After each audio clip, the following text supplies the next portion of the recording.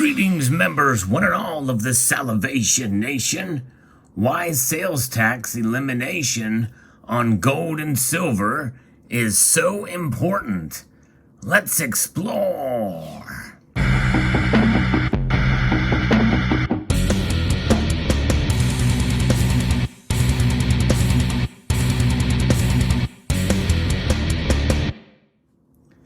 Many states around the country here in the U.S. still charge sales tax on United States Mint government-issued bullion coins. And that is something that is still happening to this day. However, there is a trend happening. More and more states are indeed eliminating or providing more exemptions on gold and silver bullion that do sunset in a few years. But nonetheless, there is a trend happening. I'm going to be referencing an article here from Shift Gold that I think really sums up some of the reason why it's so important that this is happening and the status that gold and silver have. And to some extent, even platinum and palladium are being included in this. Virginia and Alabama both extended their sales tax exemptions on precious metals this year, relieving some of the tax burdens on investors, and I would substitute that word for precious metal savers or savers of sound money, and taking a step towards treating gold and silver as money instead of as commodities. And this, I think, is important here because you think about it, these are bullion coins. Well, these are collector versions of bullion coins, but they represent nice examples here. But as you can see here, this silver eagle has a denomination on it of $1, backed by the full faith and credit of the United States government. In fact, this coin here, well, its design change had occurred last year. This is what is going to be on the coins from here on out until such a time when the Treasury Secretary sees fit or Congress sees fit to change the design. This is the most popular bullion coin in the world, the United States Silver Eagle.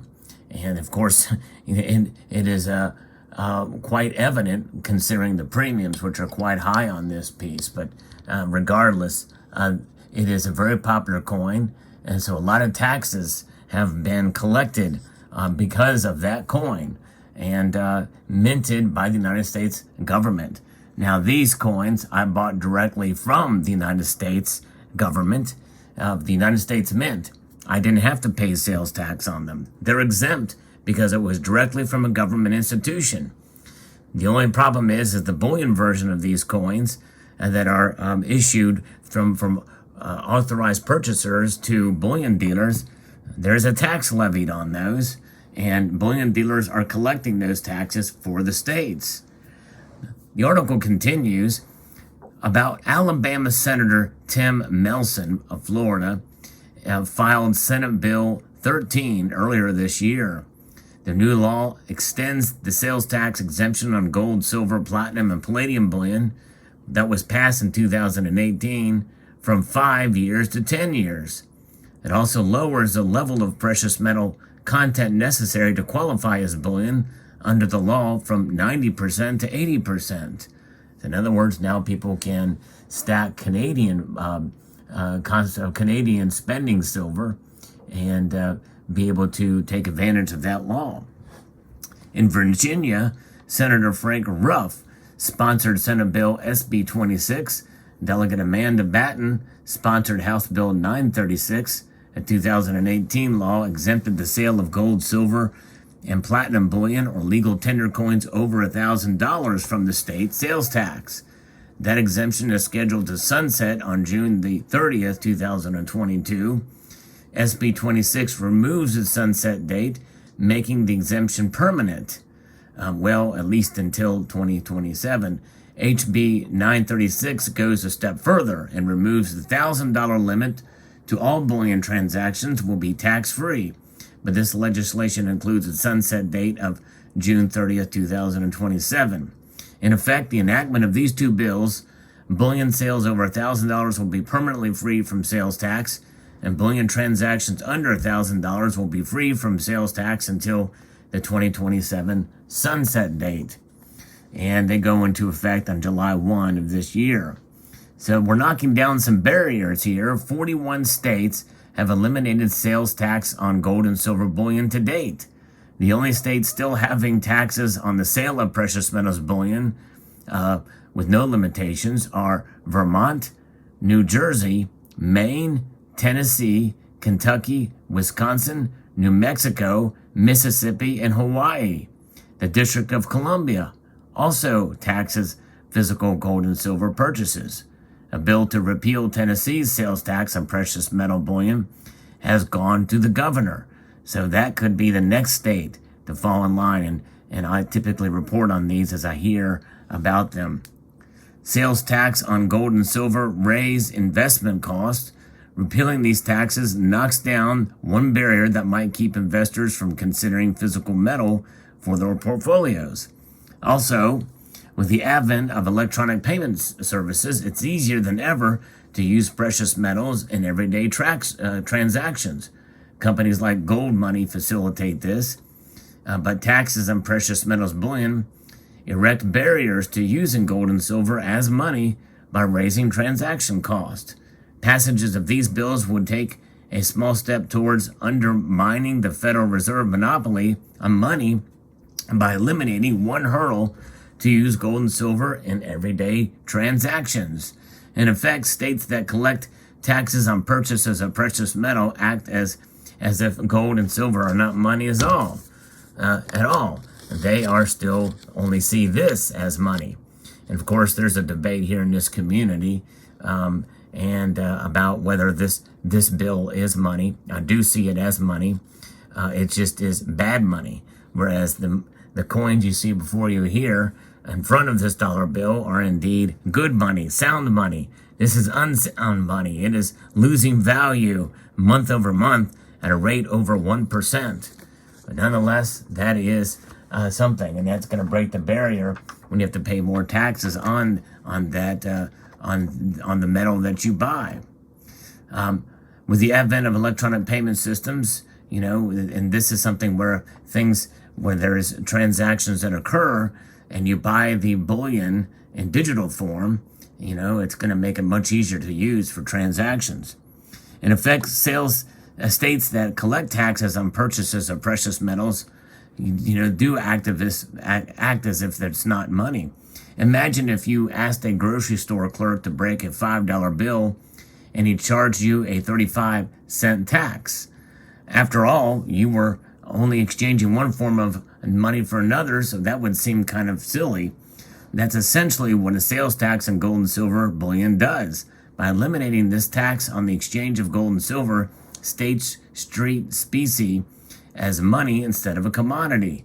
And this represents a small step towards reestablishing gold and silver as legal tender and breaking down the Fed's monopoly on money. In fact, in some states, it is entirely legal to utilize this form of money. This is the gold back.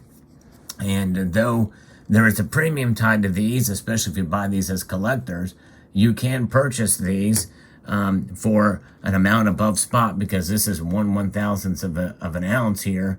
And so there's maybe a dollar or some odd, $1.50 worth of gold in this, and it may cost you $3 and some odd change, but that exchange rate is based off of the purchase price, and that is what is honored in transactions, because you have to take into account the cost to produce these RM notes. But this is real gold, and it's in a form that we can all familiar as a note that you can put in your wallet and use as spending money. So that's kind of an interesting concept, I think. And more states are allowing it, and businesses are signing on to be able to use them to exchange for goods and services. And we ought not to tax money. That's a good idea. It makes no sense to tax money, former U.S. Representative Ron Paul said during testimony in support of an Arizona bill that repealed capital gains tax on gold and silver in that state. He says paper is not money, it's fraud, he continued. I do believe in one way they are sort of scamming us with the dollar, but I do disagree with Mr. Paul about it not being money. But we've talked about that before. The impact of enacting this legislation goes beyond mere tax policy. During an event after his Senate committee testimony, Paul pointed out that it's really about the size and scope of government. If you're for less government, you want sound money. The people who want big government, they don't want sound money. They want to deceive you and commit fraud. They want to print the money. They want a monopoly. And, those two terms, monopoly money, it's quite apropos in this case because, the monopoly money, hey, it's like a big game to them. They want to get you conditioned, as our schools have conditioned us, to the point where deficits don't matter. And that's just it. Words mean things, for sure. And in order to purchase gold and silver, we use these dollar bills, these Federal Reserve notes. It's fiat by government decree. But there's something to be said for government decree, that people have faith in this dollar. In fact, the whole world does. As I record this video, the dollar index has reached a multi-year high. And it's not necessarily because this is so great. No, it's because all the other currencies are so bad. It's just that ours is the top world's reserve currency. But there's something to be said for that. And but nonetheless, and we use it to purchase precious metals, but there could come a time when, again, we literally will take gold and silver, either whether it be in coin form or bullion, round or bar form, and utilize them for transactions. And so that is, I think, fundamental and foundational as to why we hold gold as a savings account, and literally could one day be utilized to transact as currency as well as being recognized as money. That is quite a possibility considering what we've been seeing lately. Eliminating taxes on the sale of gold and silver cracks open the door for people to begin using specie in regular business transactions. This marks an important small step towards currency competition. So in other words, if you buy gold backs, you should not be charged tax for them. Or if you buy a silver eagle, you should not be charged tax for them, or fractional gold. The United States Constitution states in Article 1, Section 10, no state shall make anything but gold and silver coin a tender in payment of debts. Notice they said states there, so why would you tax it? Currently, all debts and taxes in the U.S. are either paid with Federal Reserve notes, which were authorized as legal tender by Congress, or with coins issued by the U.S. Treasury, very few of which have gold or silver in them. In fact, no coins have gold and silver in them nowadays. They did up until 1964, or 1965 rather. The Federal Reserve destroys this constitutional monetary system by creating a monopoly based on its fiat currency. Without the backing of gold or silver, the central bank can easily create money out of thin air, and that's the right term, creating money out of thin air. That's M2 money supply. This not only devalues your purchasing power over time, it also allows the federal government to borrow and spend far beyond what would be possible in a sound money system. Without the Fed, the U.S. government wouldn't be able to maintain all of its constitutional wars and programs. The Federal Reserve is the engine that drives the most powerful government in the history of the world, and they have the hubris of doing this because they know that people still have faith in it. But the more they do it, somewhere along the line, that is going to break and people will have less faith. It'll start first with other nations around the world. Some of them want to abandon the dollar system, the what's known as the petrodollar, which is really an antiquated measure, first negotiated by Henry Kissinger in 1973. But regardless, faith in the dollar very well could dwindle in times to come. Sales tax repeals knock down one of the tax barriers that hinders the use of gold and silver as money, and could also begin the process of abolishing the Federal Reserve's fiat money system by attacking it from the bottom up, pulling the rug out from under it by working to make its functions irrelevant at the state and local levels, and setting up the stage to undermine the Federal Reserve monopoly by introducing competition into the monetary system. So that is quite interesting indeed. There was a paper presented by the Mises Institute that talks a little bit about this, and here's a quote from it. over time as residents of the state use both Federal Reserve notes and silver and gold coins. The fact that the coins hold their value more than the Federal Reserve notes do will lead to a reverse Gresham's law effect, which you've heard me talk about on this channel time and time again, where good money, gold and silver coins, will drive out bad money. So that means that these coins and even notes like this, the gold back, will actually enter into circulation and will not be stored away like what Gresham's law does, taking them out of the monetary system, but in fact bringing them back into the monetary system. And this is a concept that he talks about here, and I've been talking about it for quite some time on this channel.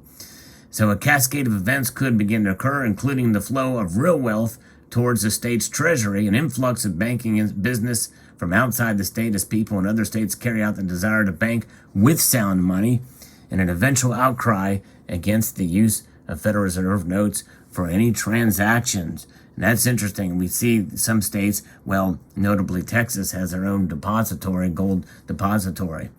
Once things get to that point, Federal Reserve notes would become largely unwanted and irrelevant for ordinary people. And by the way, you could have a digital version of this too, for convenience as well, where you literally are banking on a digital allocation or a digital representation of an allocation of physical gold or silver that could be held by a state vault, like the Texas Bullion Depository. Some food for thought here, but I think it's crucially important and exciting to see movement in this direction by these states. Let me know what your thoughts are in the comment section below. I found this quite fascinating, and I would like to extend a multitude of gratitude to you all for taking the time to watch, and to encourage you to please rate, share, comment, and subscribe.